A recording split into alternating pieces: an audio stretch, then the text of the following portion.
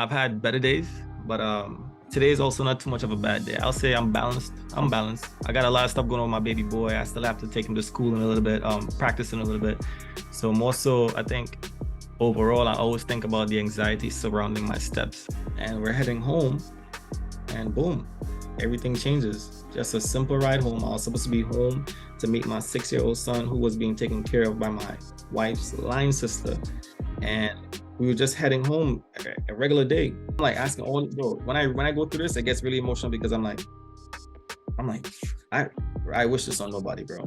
Manifestations are real, right? So if you think of something, if you see it as a goal and you really manifest the ability to, let's say I have many manifestations. One of my manifestations was to be exactly where I'm at today. I knew that without my wife's help, that things were going to be really hard for me. And I never want to face it. So at that point, I did give up. It's absolutely fine, because what's happening in the podcast and the conversation is that you can't be surprised by the questions, because the questions in yourself is your story, is your origin. Makes sense. That you've been through. So yeah. And also sometimes when you post videos like this, the words be like late from the audio. Like if it's one thing, I don't know how it's gonna be, but I just hope that we can kind of sync the audio with the video itself, because I did a interview with one person in the past. I was like, oh, it was such a great content. It was such good content, but then the conversation was lagging. So I'm like, man, I could imagine what the viewers are thinking, right? So I just hope we can avoid that too. Hopefully the network is good for us today. Yes. Hopefully it shows both you and me. One thing that I learned about Zoom is that this whoever's talking, that's who the screen is going to be on. So hopefully the words and the how we're talking sync together. Hopefully. If not, we can edit it. That's it. That's what we do, bro. It is what it is. I know how that goes. But yeah, man. So we gonna go ahead and get started. What's going on, everybody? Welcome to Failures Knowledge, and we got a great guest, a great, phenomenal conversation is going to be happening today. My boy Joseph, man, what it do? What's up, my friend? How are you? Man, I'm good. I can't complain. How are you? Bro, I've had better days, but today is also not too much of a bad day. I'll say I'm balanced. I got a lot of stuff going on with my baby boy. I still have to take him to school in a little bit, practicing a little bit. So more so, I think overall, I always think about the anxiety surrounding my steps. But overall, I'm good. Okay, that's powerful. That's what we're gonna start off. So your anxiety, right? How do you control when your anxiety is all over the place? Well, bro, it takes legit, this might sound very cliche, but it takes legit organization, some type of structure around your mind, because if you aren't fully planning, or if you're not a planner per se, a lot of thoughts can just circulate your head and you end up just grabbing one thing and then missing out on so many other things. So you kind of have to be very strategic and organized. So that's for me now. Like you see me taking notes. Before we spoke, I was taking notes for my questions, because sometimes my brain is just always going. I'm feeling uncomfortable. Like I could tap into one thing and then go somewhere else. So I would say organization, bro. Organization. At least try to organize your brain. Legit. I agree. That's the most difficult thing there is to do. What I've learned about going on like different podcasts and having different conversations, there most of the time, majority of the time, you're not comfortable with it, right? Because you don't know what to expect. Yeah. Man, like we spoke on, what was it, Wednesday or Thursday? Yeah. That conversation was so amazing, because what we talked about Thursday is the simulation of today. Yeah. The most comfortable that you ever been on the podcast. Yeah, for sure. Let's get it. So who are you? What are you doing? Where are you from? So my name is Joseph, and I am from the Philadelphia, Delaware area. And right now I'm solely focused on creating content around my story to help inspire people who essentially may go through what I've been through, or just suffering in terms of the anxiety portion, or might be going through depression or whatever the case is, because most of the times when you see somebody doing something, it's easier to, I guess, take in that type of energy versus you by yourself not knowing what's out there. So I just give a little bit of hope every so often, and that's what I do now full time in terms of like creating content, dealing with sponsorships, organizations, public speaking, you name it. That's where my accident literally took me to. Ooh. and you wasn't expecting this, were you? Absolutely. Nah, bro. I was in banking. I was doing the biggest things ever. You know, we all go to college, we get a degree, we want to do all these different cool things, work for the biggest companies. And I was doing that and visualize or picture you at the top of your game, whatever your dreams were, and to be killing it and feeling so good about yourself. I got the wifey, I got the kids, I got the dogs, I got the bikes, I got the house, I got the money, I got the looks. I'm feeling myself. Everything is great. Talk your talk. Everything is really crazy. I'm like, damn, I came to this country because I'm from Trinidad originally. Uh-huh. I came to this country and I killed it. So I'm sitting on my high horse on a plane, first class, coming back from India and saying, yeah, I did it. You know, I went over there to implement some policies from and some procedures for my job. And coming back here, it was in May. I took a trip in June. I had an amazing wedding with one of my buddies who's Nigerian. And Mm-hmm. I don't know if you're familiar with that type of culture, but their weddings be grand. It'd be great, right? So here we are, the wedding turning up vibes. Me and my wife, she drove. I rode to the wedding, and we're heading home. And boom, everything changes. Just a simple ride home. I was supposed to be home to meet my 6-year-old son who was being taken care of by my wife's line sister. Mm-hmm. And we were just heading home a regular day. And this lady merges into me. She clips my front tire of my motorcycle, and boom, that's it, bro. Tossed me straight into the guardrails. Never thought that it would ever be me. You know, you never think it could be you. Like everything was great, bro. Everything was going perfect. And then it wasn't. So in that space, it was a hard hit for me, bro. And not just physically and mentally, but more so on the tip, like, where do I go now?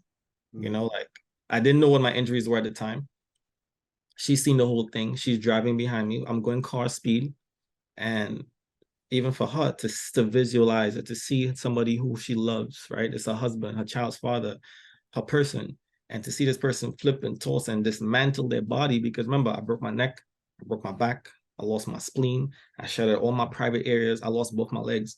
So understand that this thing was crazy and it took a toll on her mentally. So then fast forward, I'm on the floor, staring in the sky. And I remember, bro, it was one of the clearest days. It was June 23rd, actually. I just passed my anniversary a couple of days ago, right? And I celebrated by taking a nice little trip to California to celebrate my other boy's wedding. But rewind, I'm standing at the sky and I could move my tongue. I moved my tongue and I could feel the gravel in my mouth from wherever I picked up on skating, right? But it was a combination of gravel and something that felt a little smoother, which I know is teeth. So all my teeth were shattered, bro. So me living the life I used to be living, I'm talking, I used to be wearing the best boss suits. You know, you're talking about, I mean, your boy said he made it, right? So everything has to be proper and all organizations looking, bro. I used to iron my shirts with starch every day, bro. Like I'm talking about, I was very militant with my whole getup. And I'm on the floor just laying there. And I'm like, I look at my eyes, my wife's eyes as she's hovering over me. You can see how frantic she was. And I'm like, yo, babe, just pick me up. Just pick me up. And she's Mm-hmm. like, oh, I really can't. I just can't right now. And as I hear her saying that, I'm like, but how though? How bad is it? I don't know. When you get hit and you get impacted, but like to at a grand level like this, everything kind of feels normal. It just feels like a really hard punch. So you can't really tell the pain, but you know it's there. You know, the adrenaline is rushing, so you can't really tap into what really feels yet. So as I tried to move, bro, nothing worked. Nothing. Imagine, all right, so you may not think of like this all the time, but to raise your hands, you do this without thinking, right? When you try to do certain things like this and your brain is not connecting to your body, you get lost, bro. Like nothing works anymore. So I'm trying to move my hips, trying to move my feet, trying to move my neck, trying to move I'm like, nothing is, I'm trying, bro. I'm literally trying my hardest and nothing works. And then before you know it, I started losing breath. Now I'm speeding through the story because it's a lot, right? So I'm trying to get to the point where the emergency comes in and they put me on a stretcher and the lady's asking me for information, but I knew that any word I say now was going to be my last. And I felt like I was, you know, when you're losing your breath, right? So you run a mile, you run 2 miles, and you PR, you run your fastest 2 miles in your entire life. You will be out of breath. And if I now ask you to go run an extra mile, you look at me like you're crazy. But then you could still do it. However, when you're out of breath now and you're like trying to talk, you have to wait. You have to pace yourself. You have to like really control your breathing. So I'm controlling my breathing, but I knew that this was going to be my last words. So that's when I gave her my first name, last name, where I live, where I worked, my wife's name, where she worked, my son's name, my social security. And then after that, I just passed out. And then boom, 3 days later, from what I understand, I wake up, tubes in my throat, everything is crazy. I'm like almost shackled to a hospital bed. And I could hear, that's the only sense I had, bro. All I could do is hear. And I'm hearing my wife talking. I guess she had a friend there. They were talking about some book they were reading. And I started moving my fingers to get their attention. Just kept moving my fingers. And she's like, hey, babe, how are you? How's everything? How are you doing? I was like, hey, I can't talk, obviously. So I was like, I did one of these. Funny enough, um, the notes I just took from you earlier on, this is the book I was writing in, right? And in this book has like a bunch of my scriptures. I was telling her about like the accident, just writing stuff down, right? Like it's hard to read anything Okay, I because see it. if you try writing and closing your eyes, it's really hard, bro. Nothing is straight, right? So Mm-hmm. I was like, one of my questions says here, what's under my back? It feels like metal. I can't talk much. It hurts. This is the worst. This is torture. My stomach is infected. Are they pumping it out? Like I'm peeing myself. Where's the piss going? Like all these different type of things. Like I had the catheter in me. So I'm like asking all, bro, when I go through this, it gets really emotional because I'm like, I I wish this on nobody, bro. Fast forward, spent 45 days in the hospital. During that process of the 45 days, and we could talk forever on that. During that process, I realized that I probably wouldn't be able to get back to my regular life. You know what I mean? My wife she had a lot of hope. She's like, well, you can get back to walking and running. I'm like, even the doctors are saying they don't even know the quality of life I will have with a prosthetic leg and a fused ankle because they announced me as a double amputee to begin with. But at the end, they were able to save this at the other hospital, which I'm thankful for because that was responsible for me.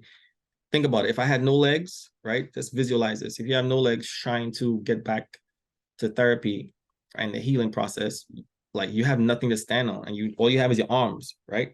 But you can't use a walker with no legs. Think about it. How would I get around? Right? Because I had a foot to stand on, though it's painful, I'm grateful for it because I can still stand on it, right? Because remember, think of it, right? So crutches, arm, and I have to push and I have to walk and bounce on something, right? Without legs, you can't do that. Now, I had to work my shoulder. I had to work on every single body part bit by bit. So I couldn't even lift a cell phone, bro. Lifting a cell phone was heavy, extremely heavy. Mind you, before that, I'm running my miles fast as hell. I'm running 100-meter sprints. I'm lifting. My body's chiseled, and I can't even lift a cell phone, bro. Mm. Understand what I'm saying? That messes with your mental big time when you realize you cannot do the things you once was able to do just yesterday. At least is what it felt like. It was torture, bro. It was mentally crazy. And as a result of these things, I vowed to say, and I don't want anybody to feel this. So I went online on social media looking for people who've overcome shit like this and mind my language, but what did they do to get past this? And I'm Googling and Googling and Googling, and nobody that looked like me or had the lifestyle that I had or wanted to live a lifestyle like how I wanted to was doing it. So I said, yo, babe, when you can, just record me when you can. Just record. I want you to record my worst days. So I'll never ever be able to forget this because I know I can't forget it because I feel it daily. Some people when you go through injuries, you get healed and you bounce back and you feel good, but all you have is images of your x-ray. You don't feel what you've been through because it's been years. My accident was in 2019. It's now 2023. And I felt like I just got discharged 4 weeks ago. That's how bad my pain is, bro. And when you have nerve damage and chronic pain, these are the things that people go through. And a lot of people don't share this because how can you help me? Right? Your words can be as powerful as hell. It's not gonna touch me. And it's it's it is for certain people because your words can touch people who can relate to you, right? And as my words can touch certain people who've been through these things, right? Or I can say something to you and you be like, well, bro, powerful to you, more power to you because that's you, better you than me, kind of way. So we all have a reason for doing what we're doing, and we all have a way to communicate or connect with people. And I utilize social media in my own way to tell my story to reach others. I figured social media would have been the right route to get to millions faster, except as instead of me actually DMing people and like that, I was like, you know what? I'm gonna just post what I do. This is my world. When you come to my page, you'll see my world. And if you can gain anything from it, you can. But I'm not telling you what to do and how to live your life. I'm just showing you how I live mine so you can gain some hope and inspiration so you can push for your own self. And in a nutshell, that's what I utilize. That's what I did. As soon as I bounced back, every video you see me post on my Instagram that tells my story and it invokes some type of emotion on you, if you could feel it, trust me, I was probably crying editing that video, right? Most of the times when I get deep, every time I've gotten deep on a video, they've all gone viral, every single one, because part of going viral is, one, if you treat the algorithm a certain way, you give it what it needs in the first 3 seconds. Like for you, you scroll and you see something that's crazy, boom, that's the first step. I need to catch your attention and I need to hook you in. So when I hook you in, it's through emotion, right? So if I show you my leg is missing, the drama, the tragic stuff, and then I show you how I came back, now you're stuck. So the algorithm likes that. I kept you on my profile for a certain amount of time. And once you see it through to the entire end, if I have 10 people that did that from my following, algorithm says I'll push you into another tranche of people who can then now like your shit. Sorry, like your stuff. And then when that goes crazy, then it puts you into the For You page or the Explorer page, and then it goes crazy. I've been doing it for a long time. I've studied it from top to bottom. All the updates they drop. Sometimes you might get content, you might post a video, get 10 likes. Next time you post, you get 100 likes. The idea is to just always remain consistent. But two, don't even give up. Don't give a ish about numbers. And that's why I kept doing what I do. And people always say, yo, but your accident was what, 3-4 years ago and you still posting? I'm like, you don't see my DMs, my friend. You don't see my DMs and you don't know what it does and you don't know how the algorithm works. You are my following. You've seen me post a story 10 times. It's always different. However, you've seen a lot of these clips the same. So I could tell that you might be bored, but the person that's the algorithm put it to the first time in their life is like, life changing. Thank you for saving my life. And to me, that's more worth it than you complaining about you see my video 10 times in a row. So that's what it is about, bro. So we did all these things. And in between, obviously, it took a lot of work, a lot of sweat, a lot of blood, a lot of tears. But here I am today in front of you, getting to speak to a wonderful soul because I see souls in a physical body. And bro, it's been amazing, man. I'm just pushing. Simple as that. And that's so powerful. That's so powerful. Your story has so many lessons in it. And Yeah. if you wasn't there, you're gonna miss every detail that was explained. Right? Right. What I've learned is that when we go through pain, we always ask ourselves, what did I do to hold on, what do we say? Why me? Why me? Why did I have to go through this? When I Yes. went through my divorce, it was the most difficult thing I ever experienced because I'm thinking I'm a good guy. I'm thinking everything that I do is good on this earth. Right. Just because it's good doesn't mean you have to go through pain. You have to experience your own pain. I can't relate to you, but however, I understand that pain is pain. Yeah. Right? Pain is pain. My heart was broken. Right. My heart Right. was broken. Yeah. And I like to use this analogy. My heart was broken. You know how there's a glass, right? You got a baseball bat and you swing on the glass, and now the whole piece is into pieces. Mm-hmm. Now, when we look down and pick them up and replace the mirror, it's not as pretty, but it's a new identity, right? So now we're building ourselves piece by piece, day by day, moment by moment, because people don't see what we go through, right? Making content, it seemed easy. Being consistent, it seemed easy. It's the message, the will, and the connection that we are making. Like, I really needed to hear that. Yeah. I didn't know I wasn't the only one going through pain. Right. When I asked my ex-wife for a divorce, I thought I was the only one going through a breakup. I thought I was the only one. I'm like, man, this got to be karma or something. Man, I start speaking about it. I start meeting people with the same problems.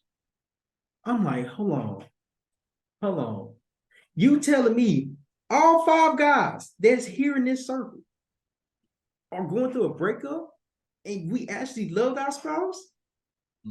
I'm like, oh, this is no coincidence. Pain is not a coincidence. It's a lesson to help you grow. Yes. Until we are able and prepared to be the person that we know we can become, we have to go through life. We have to go through trial times, tough times, because these tough times is what make us the person that we are today. Agreed. You said one thing I want to hit on as well. You said your wife, you said you asked your wife to pick you up, and she said that she couldn't. How important is your support system, bro? I kid you not. I say it all the time. if I didn't have the support that I had, I just don't know what I would have been able to do, because that's one less thing to worry about, because you have a boatload of things going on in your life at a certain time of whatever trauma or pain you're experiencing. And having support without actually asking for support comes in very handy, very handy. And in that space, like when I asked her for help and she wasn't able to give me the help because of the circumstance, I said to myself, well, I can't even help myself. So then who's gonna help me? Understand what I'm saying? If she can help me and I can't help me, so who's to help me? And that's the unfortunate part. And I say unfortunate because we wait till we're going through the worst of the worst to say, God, please, I need you. Right. And in that space, I'm like, I used to pray all the time before I got on the bike, but more than ever, I'm like, it's only me and you, God and myself. It's always, we say you versus you, and they say God is a reflection of us. So I took it upon myself, well, if God is within me at this time, I just pray that whatever miracle it takes to get me past this journey, I hope that it works. And then my eyes closed and then I woke up. And funny enough, I smirked in my brain. I'm like, holy shit, you survived. Wow. And I'm broke, prayers help, because prayers is a form of energy, right? And when you die, right? Because I had a near-death experience, right? I went through my own version of experiencing hell and heaven. And when you die, as you say, somebody's praying for your health. Let's say in your deathbed and be like, yeah, I'm praying for him, I'm praying for him. Those, don't take that for granted. Really say one prayer. Just say one good prayer, because then it goes out into the atmosphere and it'll find its way. Because I remember, if you ever have an injury and there's a pastor at the church or there's a chaplain, if anybody comes to pray for you, just know you're in some ish. Because if they send those up to your room, you're going through it. So I remember my chaplain coming, and she was just over my bed. I could smell her cologne still. Like I could tell it was like some Marc Jacobs or something. You know, older women like to wear Marc Jacobs, right? So I'm smelling it. I'm like, and everything was heightened for me, bro. It was such an amazing slash painful learning experience, because I lost my ability to see for a little bit, lost my ability to smell, lost my ability to taste, lost my ability to feel. I've lost my dignity, right? To the point where my wife is wiping my ass, nurses wiping my ass, they taking my balls, cleaning left and right. So I can't do anything. And you talking about somebody who's very self-efficient from day one. I came to this country to become more efficient for myself. And here I am. I'm as weak as a baby. I call it being born again, right? Because I had to recreate myself. I had to recreate a different version of myself that can still sustain all me within me, who was a soul. I still have that old soul, but then it's a new body. And I always, people joke around. Well, I joke around with people and I tell them, hey, bro, life is really like a movie, and your body, your physical body, some people call it a temple. I just call it something that you could relate to, is an avatar. So think about every time as your spirit is when you go to sleep, your spirit is just roaming. And then when you come back into your avatar, and it's a new reset every day. And for you and me, a day should be the same thing in terms of when we go to sleep, we wake up for the morning, when sun rises, that's a new day. And what are you gonna do in that avatar of yours, right? Like you already know your avatar is broken. You've been through war, right? Your own version of war and my own version of war. But yet when you plug in, you boot it and you're like, all right, well, I ain't got no legs today, but I still have my mind. I still have these things. And I get to do these things because I know for certain what it's like not to be able to do all of these things. So people say, yo, how do you keep pushing, bro? And why? I was like, dog, if you haven't got hit hard enough, you wouldn't be able to understand what I'm saying. And it doesn't need to be physical. You've been through your divorce, you've been through that heartbreak, you've been hit really effing hard. You've gone through a certain time in your life that is like a lot of people pray they don't have to ever experience. And you saw that through, bro. So shout outs to you. It takes a lot of work, man. And this right here, I could talk for days, but carry on, bro. Go ahead. And you're absolutely okay. I don't want you to feel like you're talking too much. No, no, no, no. There's no such thing as talking too much because you're telling your story, right? I've learned that in order to be comfortable with the person I am becoming, I have to be used to talking, have to be used to telling things that I never experienced before. Like for instance, you brought up an example that was and it sparked a memory, but I forgot about it. I had went to this church. I think it was last year, sometime last year, and when I went to this church, you know how they do the call to the altar? Did you hear Nah. that? Oh, okay. I'm about to say this thunder. But you know Oh. how they do call to the altar? Mhm. Normally in the black church, they wait towards the end to do the call to the altar. in this other church, it was a white church. They called to the altar early off. Sure. And so as I'm watching everybody, they said that somebody had back pain, somebody was ill, somebody like people have problems. And then they prayed over them. And as I'm watching this, once they got done praying, it felt like that was okay. It appeared like that was good. Mhm. And then I was in my with my brother named Gunzo. I say, let me ask you a question. I said, when they praying for them, are they just helping them have faith within themselves? Mhm. He said, yeah. He said, that's exactly what they're doing. I'm like, hold on. Mind you, there's like countless of people, maybe 10 to 20 people there. Everybody's praying for somebody, not just one person, but 3, 4, 5, 3, 2, 3, right? So I'm like, oh, we lose that faith when we go through hard times because we think we are being punished for our pain. But it's not punishment. It's a lesson that's helping you grow and heal and recognize what you've been through. Yes, you might not have a good life, but this pain is bringing you more than you can expect. Right, right. That that's afraid to walk into because I became more spiritual. I'm not religious. I'm very spiritual, very spiritual. Heard that, heard that. Nah, and I could bounce off of that too. So when you pour that faith back into you, so you definitely lose hope when you go through these circumstances, right? And to your point, it is a lesson. And I like to call it, I say people who go through these things are considered the chosen ones. And by being a chosen one, it had to be you. You know, you have the temperament for that. You have the resilience to push past it. But you really have to believe in yourself. And it sounds cliche, it sounds corny, but when you are faced with it, you will understand these words are exactly what I'm saying because it means everything for what it is. Go for definition, go in the dictionary, look up what believe in. You really have to believe. And a lot of these things is like, again, back to life is like a movie. Manifestations are real, right? So if you think of something, if you see it as a goal and you really manifest the ability to, let's say I have many manifestations. One of my manifestations was to be exactly where I'm at today. And when I see things come through and I get it, I'm like, I feel more powerful. I feel we're spiritually connected. So it's like, wow, is that really a power? And I try it again and I try it over and over and over and over. And after I do it, I'm like, I guess I have to believe that this is a thing though, right? So we hear people, you go through Instagram, you see people talking about manifestations, all these spiritual people talking, being connected to God and earth and being grounded. It has some truth to it. But if you can vibrate on that frequency, yeah, it wouldn't make sense to you. It'd just be like, oh, he's too deep, or he's going through something, or he's been through something. Whereas the ones who are hurt, be like, they see that as a sign of hope, a beacon of light. It's like, all right, yeah, that's where I'm at. That's my part. That's my frequency. And then again, that's why we meet. You and I met. We're level-headed people. We think alike, like-minded people think alike, and we have the same, I would say, same goals. You know, we both are goal-oriented, and a lot of our goals would eventually align because that's what it is about. We all were made under one. So essentially, once we get to this one point and we start doing the same thing, yeah, I see you, bro. You're doing the same thing I'm doing. I'm just doing it in a different version. You understand? We're putting people on. That's just it, bro. Because we decided to go through what we've been through. We felt what we felt, and we realized that, yo, I got burnt, and I don't want anybody else to feel that type of flames.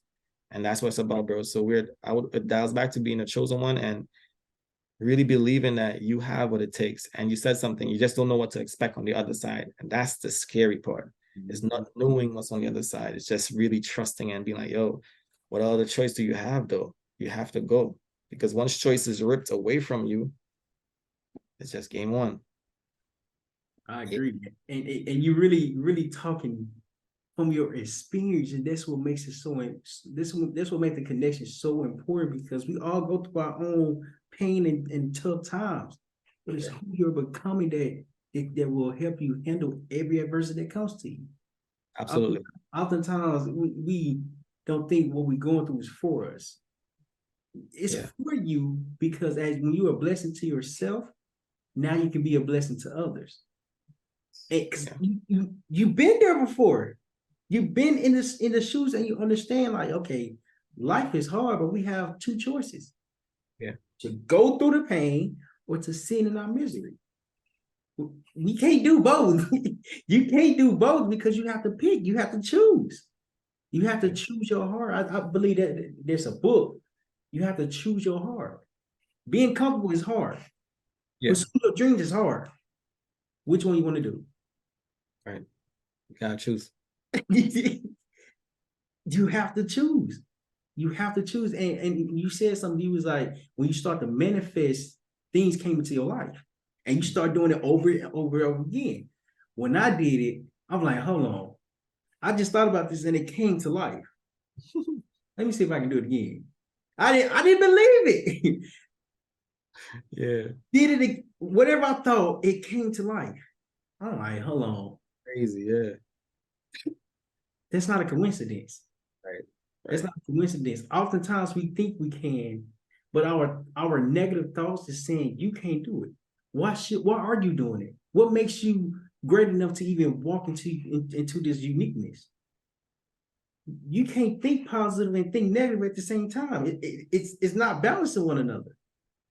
Yeah, Once I realized that, I said, "Oh, game on.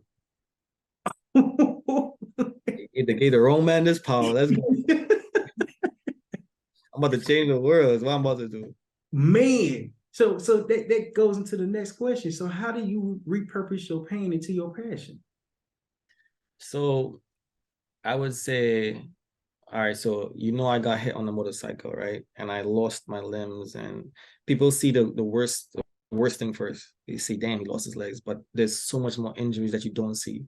So me being the type of person I am, I tapped into that as well. It's like, yo, how many people are going through things and you can't tell by just looking at their physical avatar, their physical body, right? We got people who are diabetics, cancer patients, and all those things have pain associated with it. But you see them in the store, you greet their hands, you open the door for them, and you don't know what their life is like. It's about respecting everybody's situation. So I knew that if I told my story in this light, for my own personal reasons, people always look at me in pity, in a sense, right? They'd be like, oh, damn, he lost his leg. I have my legs, he lost his. And if I know personally, I feel like almost embarrassed, right? Because like it's different. People look at you, I'm already different, right? I have an accent sometimes, or I might be black compared to majority of, I'm a minority in where I'm at. So always people always look at me in my own setting. But now for sure, they can be like, so I'm like, well, if they're gonna look at me and make me feel uncomfortable, because one, I'm always wincing when I walk, right? Every step is tough. So to have all eyes on me and for me to be in pain, it makes me feel uncomfortable, I must admit, right? It's like everybody's watching. If I skip, I fall. If I trip, don't. Today's not the day because everybody's watching. That's the mind doing this thing, right? So for me now, I'm like, well, if everybody's gonna look, I'm gonna give everybody a serious reason to look. So I'm gonna get the shiniest leg. I'm gonna get the loudest leg. I'm gonna get the fastest bike. I'm gonna get the expensive gear. I'm gonna give y'all content. I was like, oh, this is a lot. This is a lot. Hold on, bro. You went back to the bike because now that's a talking point. It's like, yo, this man don't even get it. Where is it? Did he learn his lesson? A lot of people be like, yo, did you learn your lesson? You went back on the bike? I'm like, well, on a motorcycle, there's so many lessons to learn. Of course, I learned my lesson. You don't see what I'm applying my learning to, but you just saw the outcome, which was me losing my legs to an accident. And an accident is what an accident is. It's an accident. I didn't cause it. And even if I did cause it, I was still going to be able to bounce back and learn from the mistake. So my mistakes, yes, I've learned from it. But what I see that riding has done for me and others, it's way bigger than just me getting back on a bike. So repurposing everything into my passion, I get to still ride. I still get to do what I have to do, but then I get to really, really change people's lives. I joke around with my wife all the time and say, babe, I personally feel I've changed more mindsets than therapists have, because people go through these things and they go through divorces, breakups, whatever the case is, and don't want to seek therapy because everybody feels like they're fine. They feel like, you know what, man, Shorty left me because I cheated, or Shorty left me because she had insecurity, or Shorty left me because she wanted better. But there's so much that you can do as a couple before you take it to that level, right? Obviously, there's different processes, and some people work it out, some people don't. But regardless, there is a process around it. And for me now, giving back to the people, my wife always joke around and say too, it's like, yo, you always for the people. Like I had to learn not to be so much for the people and be there for her as well as and all this. But overall, I get real joy and I feel really good knowing that I've changed somebody's thought process just by a simple video, right? Versus you having to feel in a certain kind of way just to reach out to a therapist. People feel like when they go to therapy, they're sick. Oh, you seen a therapist? Something's wrong with you, I guess. Nah. Just like how you want to see a mechanic to get your car fixed, you go to the doctor to fix your leg, you go to a therapist to fix your mental, right? So for me now, I wasn't tapped into that yet until I had to face this. But I'm not a person that really goes against and be like, oh, therapy. If whatever I go into it hard, right? And I learned what I had to learn from therapy, and then I applied it to myself, and then boom, it saved my marriage because we could go into the point where I was actually hiding my motorcycle from my wife, which is damn near the same as cheating because she saw me crash on the bike. Right. So we had to go through all of these processes, bro, to make because I was facing a divorce. Paperwork, everything was set up. But you know, when you go through divorce, there's a lot of steps in between and you have to put the work in. It's a lot. So, bro, that's why when I hear your story, I'm like, bro, trust me. The only thing I just didn't do as part of the divorce process was actually follow through with it, right? But imagine going through all that. You lost all your past memories. I always say, right, when somebody dies, it's always harder for the people that remain, right? Because God forbid a close relative of yours goes away and passes away, you're going to be one that's grieving, whereas he or she is out of your reach, right? But life after death, bro, we grieve as well. You know, the spirit grieves, and it's very hard for us as well. So that's why I tell people right now, as you're alive, just create a lot of memories, right? So that essentially your spirit will live forever. So God forbid something happens to me, nobody's ever gonna forget me. I'm all over the internet. I'm all over the world. I've already helped. If I help one person, I've done my job. And that's how I create my balance. Yes, I'm not perfect. Yes, I'm gonna make mistakes. Yes, I'm gonna commit illegal terms without using my indicator. Oh gosh, we all do it, right? But at the same time, if you can create enough good to balance your madness out, when you get to seek judgment day again, they'll give you a break because I had to do the same thing in hell, bro. It was crazy. Man, that's so deep. The fact that you was about to go through the divorce, right? Yes, it get brought up. What I've learned is that I had to start taking accountability for myself.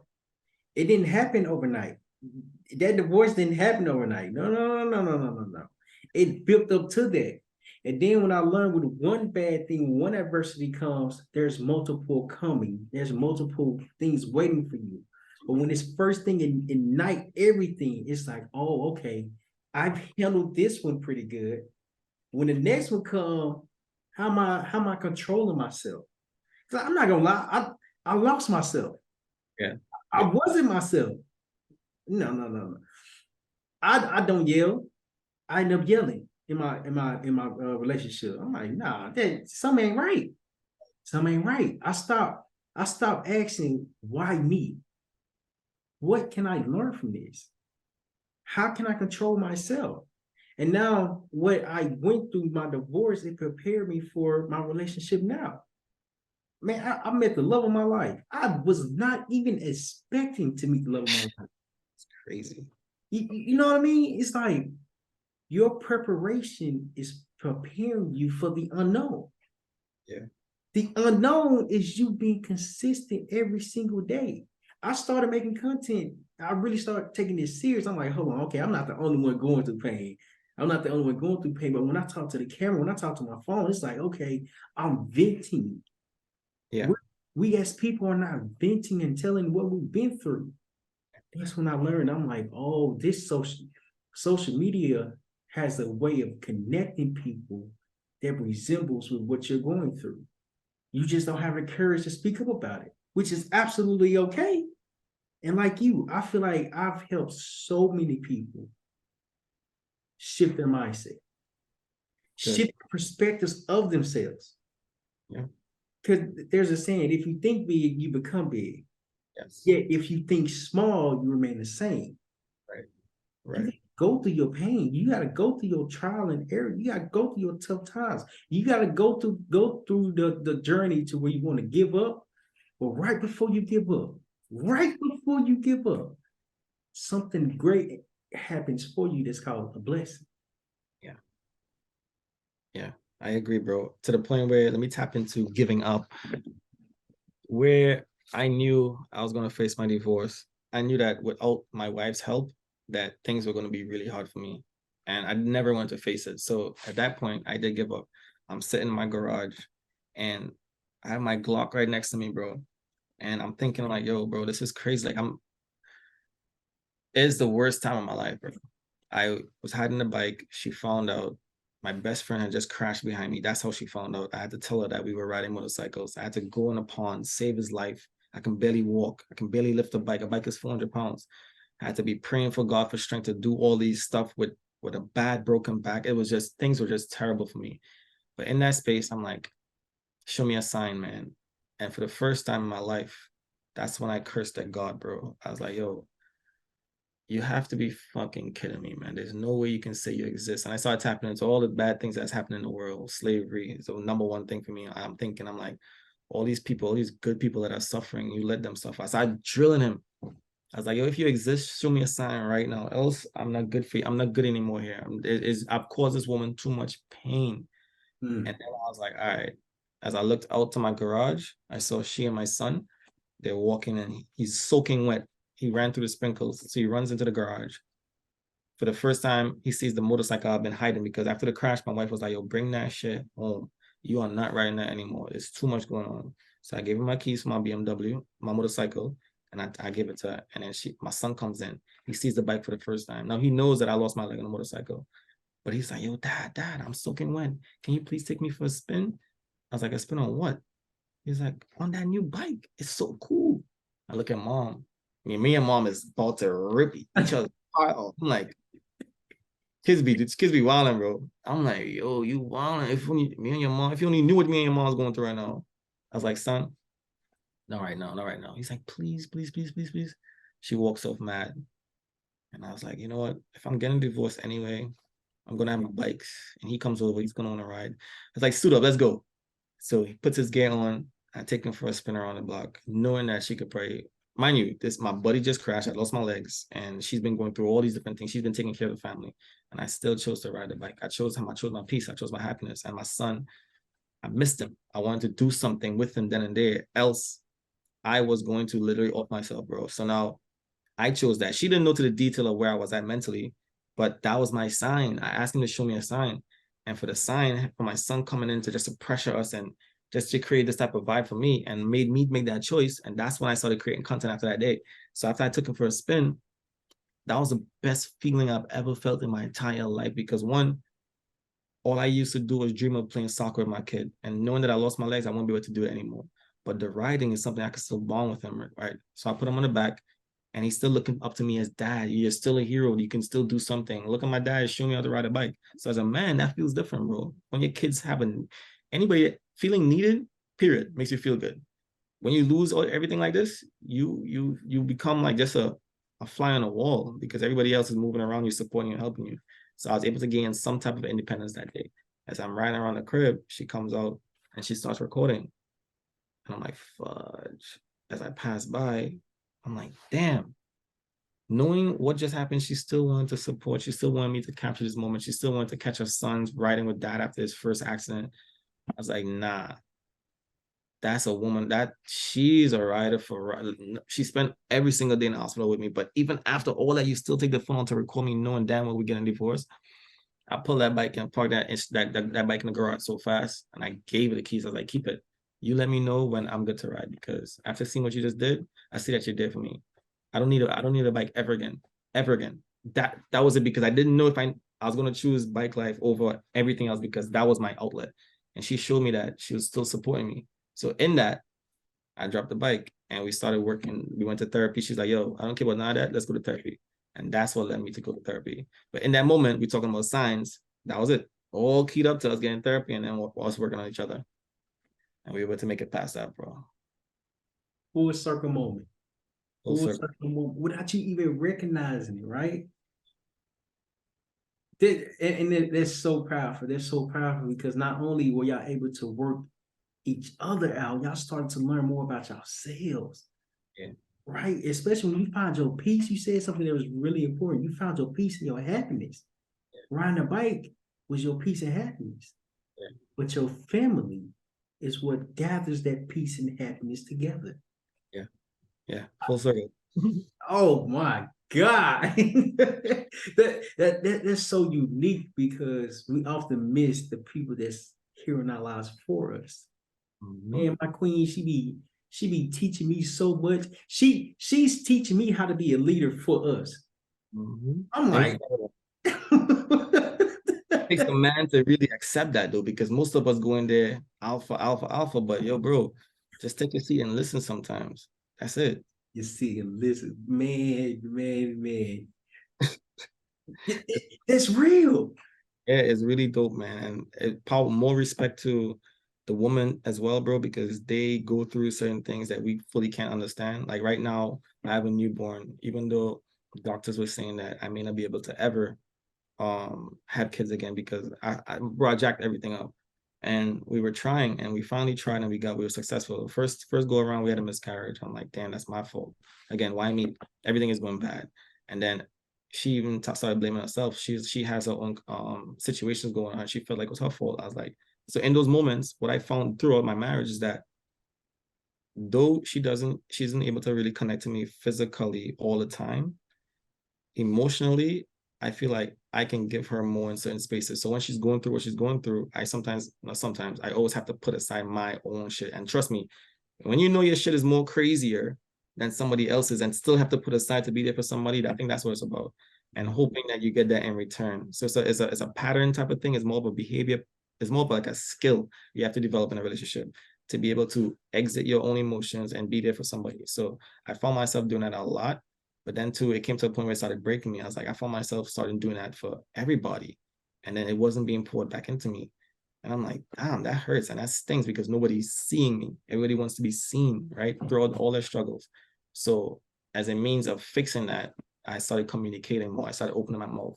Letting her know, like, you might come off, you might sound like a bitch. My words. Most guys will sound like a chick expressing their emotions. But bro, it's key because how else can she take care of you emotionally if you can't even talk about yourself, talk about your emotions, talk about your feelings? Guess what I'm saying, bro? It was tough, but I was able to let all that go because remember, I'm in the hospital getting my ass wiped by people I don't even know. It's doing anything else is easy for me now. That's why I can talk about my story and not feel no kind of way because I am the one living it. You're the one seeing it. I'm telling it. I'm experiencing it. You just get to see my pretty when I put it in the bowl and post it. That's you see the I'm the one living it, and that's why they'd be like, "Yo, Joe, how can you be so transparent? How can you talk so freely?" I'm like, bro, the shit I've been through, man. There's no cap for my mouth. Like I need to tell you what I've seen because you can learn something from it. And if you don't, you don't. But I know that they send me to give you that message, and that's just that I work for them, and then being the higher powers. Yeah, man. That's why, like, what we doing is so important because the question that I asked, how do you repurpose your pain into your passion? You're doing it, right? Same thing I'm doing, you're doing the exact same thing, right? Public speaking, content creation, family, building a family. I don't have no kids yet. Building a family, you know what I mean? Like, we're constantly learning more about ourselves. Hmm? We can't pour from an empty cup if the cup not filled. Facts.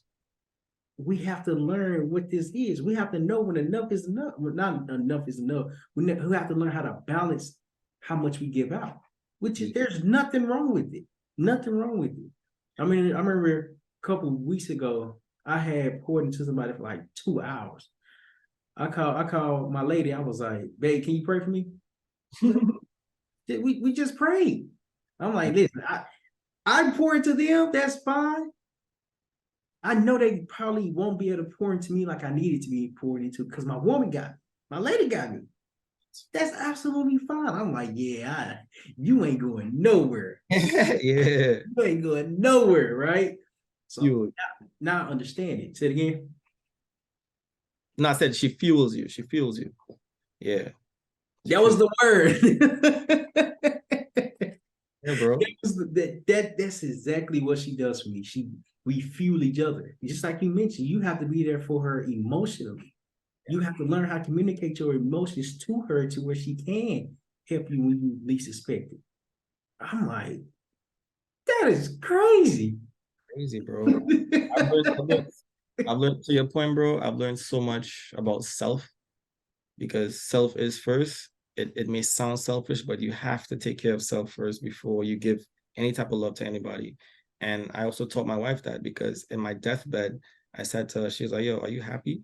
I was like, damn, Skippy, I live the best life possibly can imagine. Every day, 24 hours wasn't enough for me. I kept going and going and going. And she's like, yo, but now all that's cut. I'm like, yeah, and I'm hurting because there's two types of people. There are those that experience stuff like this, right? There are those that are very high paced. And if you get a high paced person and then you slow them down, their struggles are definitely a lot more harder, right? To get back to the physical for space because all you know is speed, speed, speed, pace, pace, pace. And this life would never be able to create pace versus somebody who was lethargic in the beginning of their incident. And this happens, but this is a lethargic lifestyle. You sit a lot.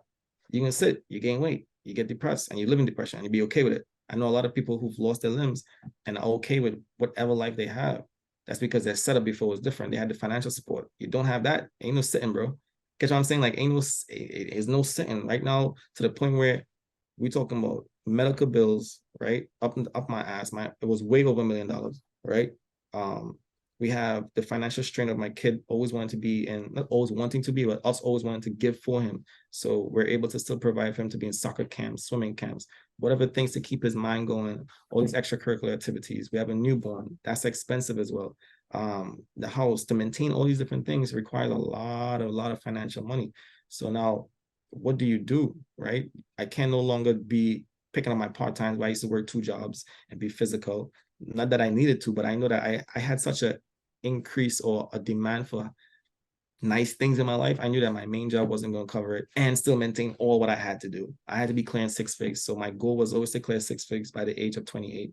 I'm 33 now, and I made that goal 2 years before. So since I was 26, I was doing that, right? So mind you, again, me feeling proud, this is not to brag. This is just letting you know that, yo, I worked really hard. Anything I said I was going to do, and I did it. And then this happened. So now everything that I'm doing, I'm notating it. Because why? I know once I put it out there on my PDF document, I say, yo, boom, hold that.